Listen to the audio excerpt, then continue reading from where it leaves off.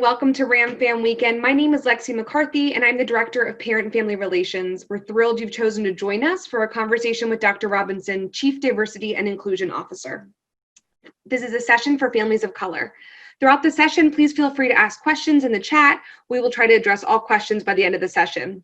Without further ado, I'm pleased to introduce Dr. Tracy Robinson, our inaugural Chief Diversity and Inclusion Officer, who will share insight about our campus climate and resources available to support students and families of color. Over to you, Dr. Robinson. All right, good evening, everyone. Again, I'm Tracy Robinson. I serve as the Chief Diversity and Inclusion Officer at Westchester.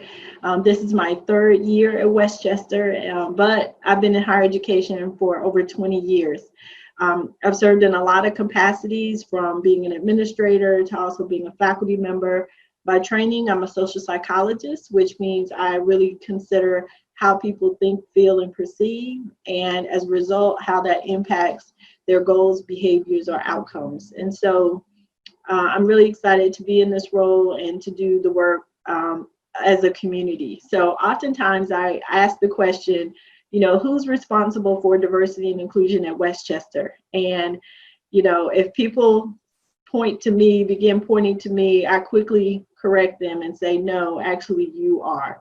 We all have a responsibility to ensure that Westchester is a welcoming and inclusive campus for everyone. And so that responsibility does not just reside with me or my team, it actually resides with the whole campus.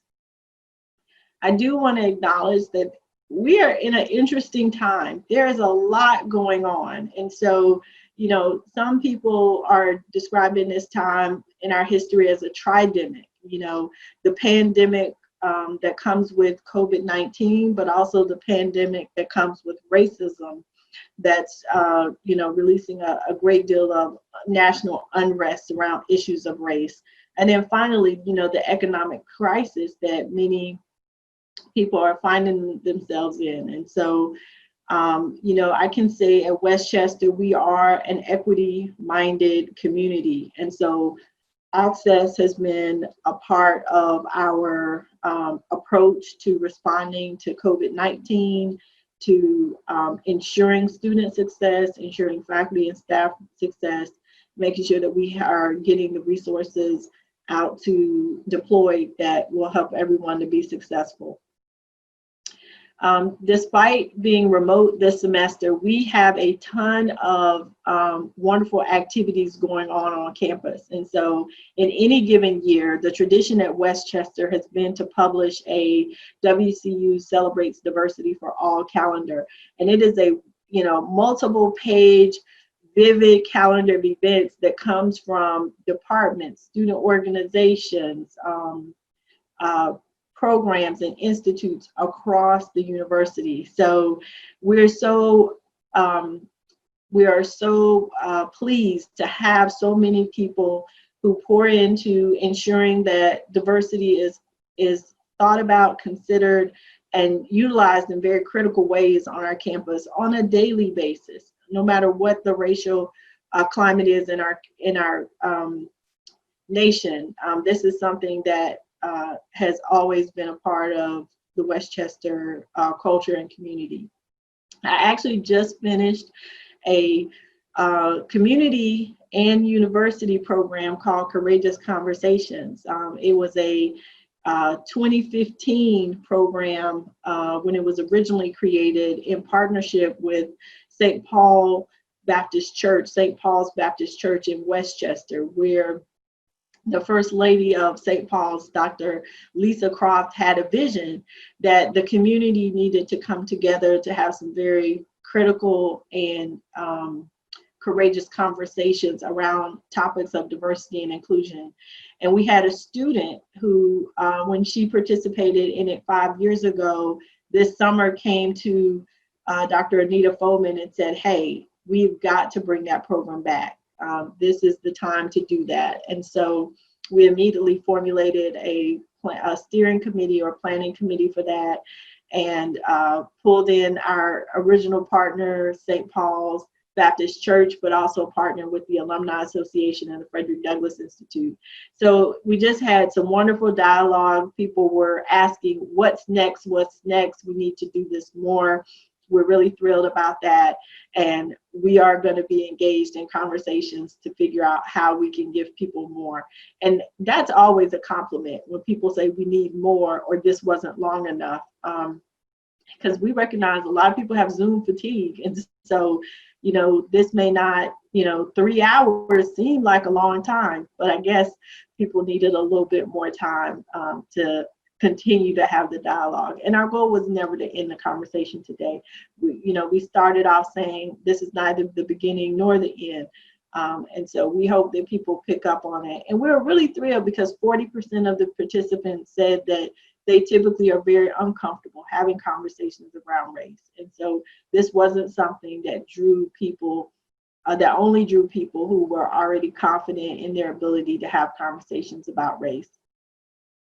So the university currently has a 3-year strategic plan, Pathways to Student Success. And as you'll see, there are 5 pillars of that plan, with diversity and inclusion being central in that as well. And so this is something that we critically think about. And our approach around cultural competency has been significant because it is a critical 21st century skill. We know that our graduates need it. Even if they never plan to study abroad or work abroad, they need this skill. And so it's been something that we've talked about critically, and we've been developing initiatives.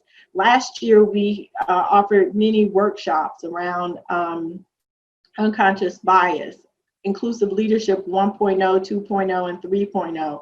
And we actually had over 2,000 students, faculty, and staff to participate in those workshops. And that got cut short because we actually would have had far more had we gone into the months of March and April to be able to provide those. And so we're really excited that people had such a great interest in that. And now we're really ready to continue to build upon that in year 2 of our strategic plan. So I thought I'd give you a little bit of a blast from the past. So thinking about not just where we are now, but where we've been. And so, I'm not one that likes to pull out old photos or old videos, but I thought it might be important here to kind of share one with you. So I'm getting ready to just optimize my sharing just so you can clearly see this video. All right. So this is from a First Friday video, just 2 years, and it involves myself, the president, Chris Fiorentino, as well as the student body president at that time. And, we had some really cool initiatives going on, so I hope you enjoyed just taking a look at this. The 2018-19 academic year has begun. There are many new faces on campus, including more than 2,750 first-year students and 1,225 plus transfer students, as well as faculty and staff who have recently joined the WCU campus community. Today, I'd like to introduce you to one of these new faces, Dr. Tracy Ray, WCU's Chief Officer for Diversity and Inclusion. Also joining us for our discussion is Rodney Kaplan, a senior political science major and the president of the Student Government Association, and also recently appointed as the Board of Governors student representative. What attracted you to Westchester University? Westchester has an outstanding community of scholars in its faculty, students, as well as its staff. And there's a shared sense of community when it comes to fostering an inclusive campus. Certainly from the perspective of our students, we want to prepare them to be culturally competent, given all the complexity that we're talking about here.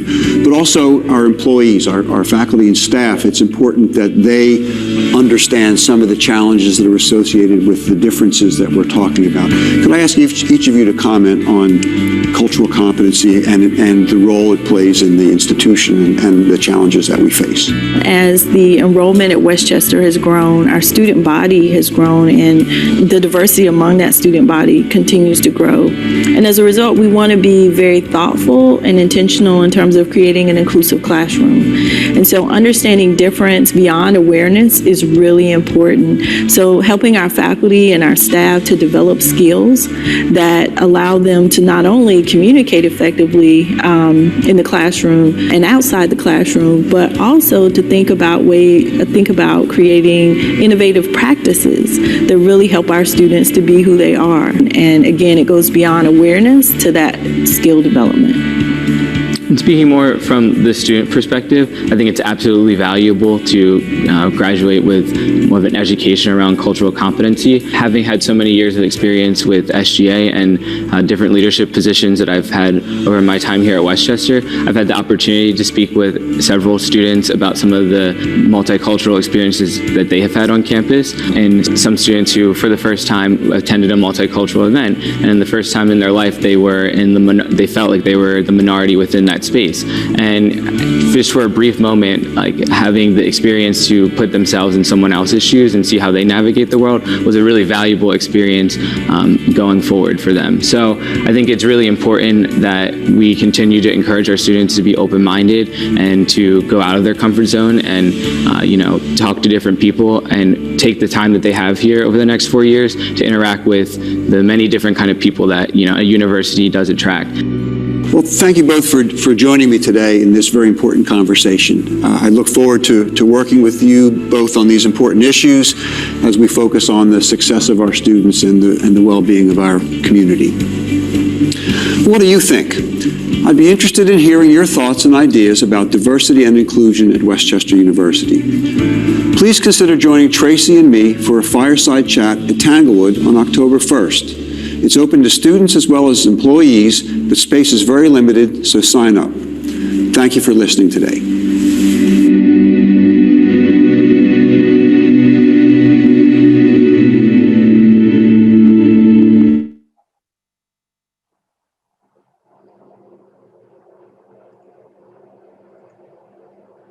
All right. So, part of the reason that I shared that was to kind of give you a sense of Westchester on any given day.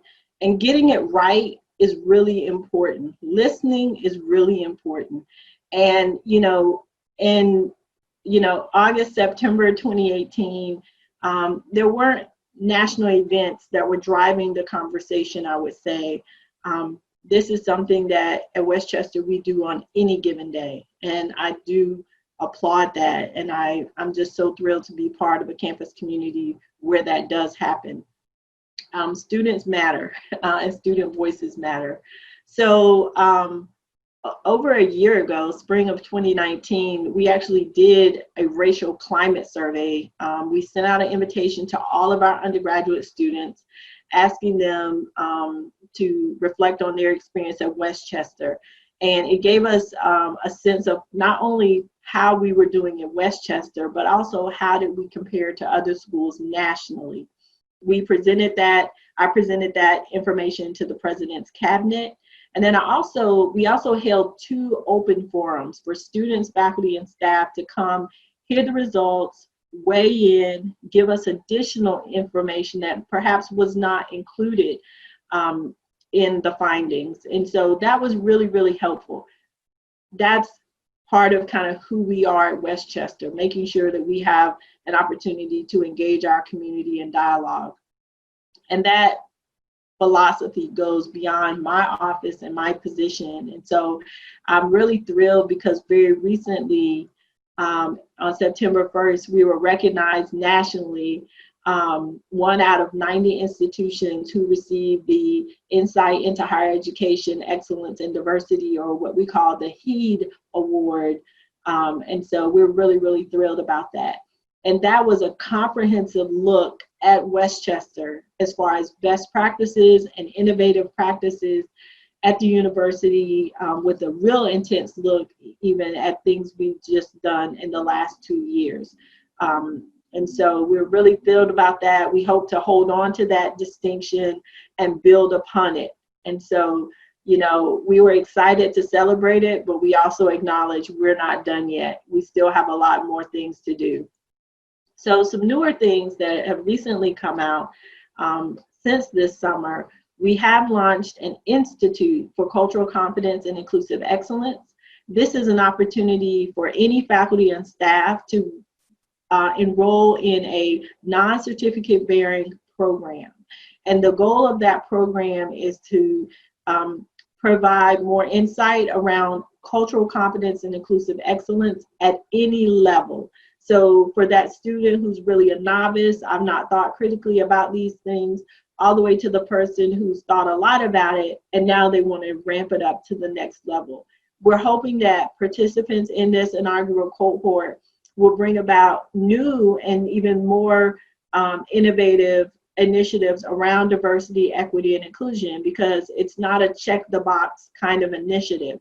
So participants complete 4 core workshops, 4 elective workshops, and then they also complete what we call a capstone. And that capstone could be a project, a proposal, a presentation, a new tradition, a new student organization, a new outreach.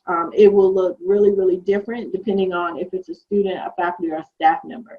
So we're really excited and looking forward to our first cohort of participants in the Institute. You may have also heard about the Change Begins Here website, which is connected with our Office for Diversity, Equity, and Inclusion homepage. And that is a resource that shares a number of anti-racist initiatives that are happening this semester and throughout the year.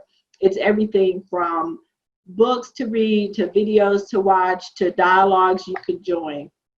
So that is ongoing. All of that is virtual, and at the point that we become in person, we look forward to continuing to provide those things on an ongoing basis. And then I do want to also point out, we just have a ton of commissions, committees, councils that connect with my area and that provide an opportunity for students, faculty, and staff to participate in next steps in dialogue. And so that ranges from our ADA committee to our campus climate intervention team to our Council for Diversity, Inclusion, and Academic Excellence. We also have a wonderful Frederick Douglass Institute, which is a group that collaborates around scholarly outreach, both within and outside of the university. It builds upon the scholarship, right, and leadership and legacy. I would say it builds upon the legacy of Frederick Douglass. And so one of the programs that they sponsor every semester is called Lunch Encounters, which is an interactive opportunity for students to engage with faculty or a visiting scholar on a particular topic. And the Frederick Douglass Institute was a recent co-sponsor of the Courageous Conversations program that I mentioned earlier. We also have an LGBTQI caucus. We have a multicultural faculty commission. We have a very strong student veterans community on our campus as well. And then also focus on any forms of sexual misconduct in terms of its prevention and response on our campus. So when you think about diversity, equity, and inclusion in terms of my areas of responsibility, you know, our goal and my goal is to monitor and support that positive campus climate, to make sure we are understanding what's happening, working to be proactive, to create that welcoming and inclusive campus, educating our community, orienting our community, and providing those things that help to catalyze those service catalysts for those areas. We also provide a few educational opportunities. We support the campus in their efforts to increase access, retention, and success. We also recommend as well as monitor policies that help promote equitable communities. And then we also have an arm that specifically looks at compliance and ensuring compliance around equal opportunity and access. And we serve as advocates, obviously. But the buck doesn't stop with us. Advocacy can come from anyone. And so we're always thrilled and excited to be able to engage with others about what else we can do next as it relates to diversity, equity, and inclusion. So with that, I'd love to open up our conversation to see what questions you have, what the thought of the day is for you and your family, especially as we are approaching October in our semester of remote learning.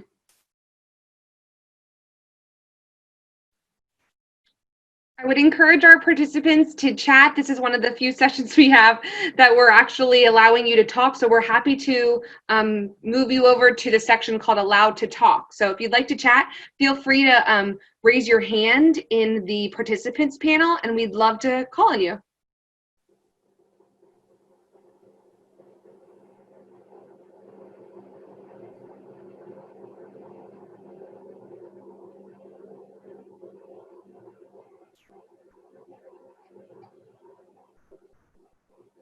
Well, Dr. Robinson, I have a question for you that I know that has come up with from my family council around how can students work with your office if they're experiencing incidences of bias on campus, and what procedures do they go through? And I guess another piece of that is how, if possible, can they stay confidential? Okay, that's a great question. So if you go to the website, Office for Diversity, Equity, and Inclusion, literally there is a red button that stands out and it says report an incident. And when you click on it, there's two types of incidents you can report: sexual misconduct or anything that's discrimination, harassment, an act of intolerance, right? Anything that you're perceiving to be connected with those areas. So reports can be submitted online and they can be submitted anonymously. You know, in a semester when we're not remote, a student can walk in our door, right? They can call us on the phone. So that still applies. We are actually open and staffed. I'm in the office now. So, and during the week, we're also in the office. So there's a number of ways to report. You can also report something as an observer. So it doesn't have to be you, right? But if you observed it and you want to report it, you can do that. That ends up looking like a little bit of a different type of response. But one of the things that we want to do is we want to know what's happening. And so sometimes I've had students report things, and it's not that they want action taken, or there might not actually be an action the university can take, but they just want the university to know it occurred. And the follow-up, and I just happen to have this slide handy just in case. And so the other group that I actively work with is the Campus Climate Intervention Team. And this is a large group. You can go on our website and see how large it is. I think it's almost like 30 people. It's faculty, staff, and students. And part of what they do is they hear not the specifics of any case or anything like that, but they're more so given where we might have a trend, right? Or where we may have some activity. So, you know, and they act really as that educational team. So maybe we need to do a teach-in, or maybe we need to do something that helps promote dialogue around a topic or educate students more. So, you know, sometimes I get asked, well, can you give an example of, you know, an incident that could be reported? And really, to me, that's like there's a myriad of things that could be selected. But the biggest thing is, I would say, if you feel like you've been involved in an encounter where there was any type of ism or discrimination or just intolerance, and you want to let our office know, let us know. And depending on the incident, right, it could be informally resolved. It could result in an investigation and be resolved in our office. It really depends on the nature of it. So while I did say, you know, students sometimes let us know for the sake of letting us know, if an incident rises to the level that, no, we have to do something about it, honestly, we have to do something about it. So, you know, the person who reported it doesn't necessarily get to decide, no, the university, no, don't do anything. No, if it rises to that, we have an obligation to act. So, and a lot of that information is also, you know, on our website, but absolutely, we want people to report so we can know what happened and respond as we can. So. That was great. Thank you. Seeing that there's no other questions, I'm going to ask a closing question that I think might be helpful to folks who end up maybe even watching this recording later. I know you're a parent yourself, and I'm wondering what advice you have for parents as they're working with their students and being supportive, particularly in this tridemic and particularly for families of color. That's a great question. So because I have a high schooler and she actually took the SAT today, so I'm going to be exactly where you are pretty soon. And you know, there's a lot of things that I've been doing. So I really focus on where she's working in the house. So you know, I definitely have encouraged her not to be on her laptop in the bed, to really focus on getting out. And so she has her like designated workspace. And, you know, I try to also, you know, you also don't want to be in the same space. So I give her a few different options.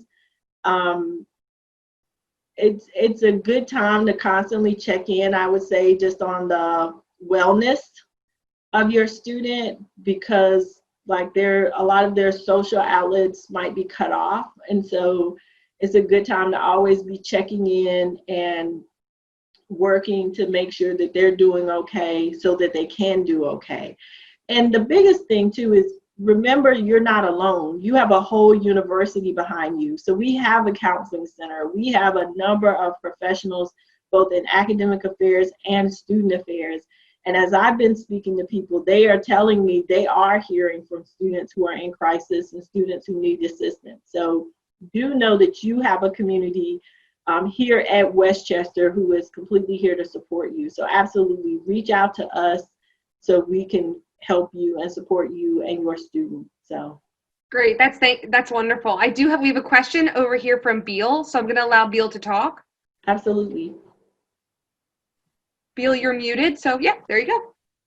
Oh, thank you. I'm concerned about my son who's a transfer student, how he can connect to the African American community at Westchester. He's very isolated right now.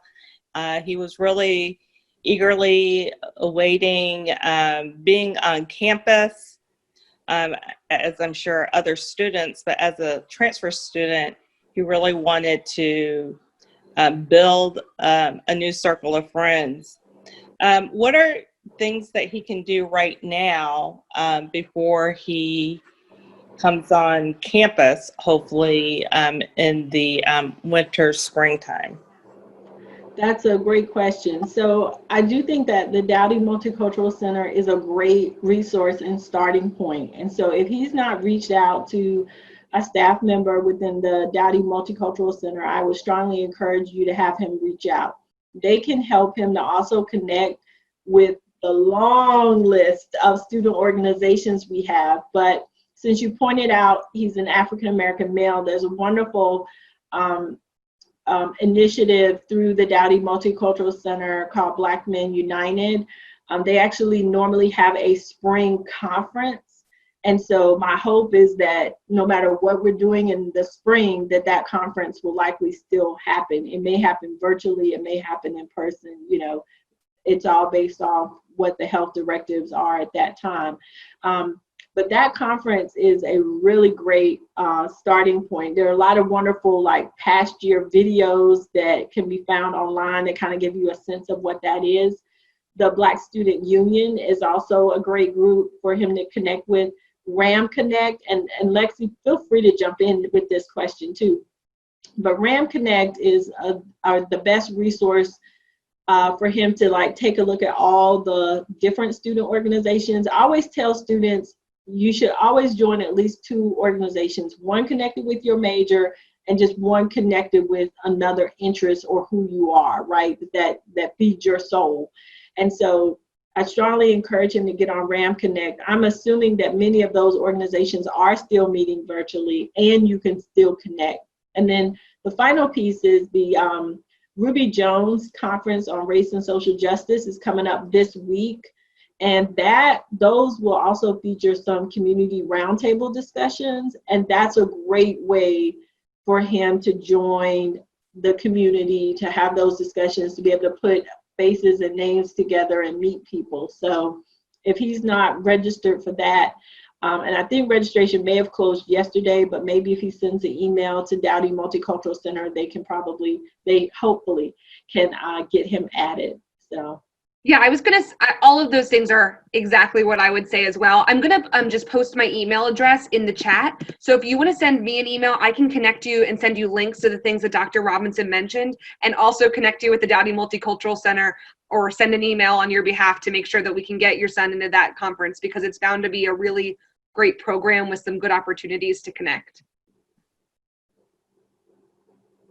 I hope that was helpful. You're welcome to unmute again if you'd like to chat some more, but if not, we can close out the session. This was really helpful, Dr. Robinson. Thank you so much. Thanks for sharing your time and your wisdom, especially on this busy day with the courageous conversations happening. I want to thank those who joined us. Beal, thank you for your question. I think that was really helpful in helping folks think about how their students can connect on campus. I hope that you'll join us at additional events this weekend. And if you have any questions or concern, please feel free to reach out to Parent Family Relations at wcupa.edu. I'm so happy to connect you with people on campus that'll be supportive. So thank you so much, and enjoy the rest of your day. Thank you.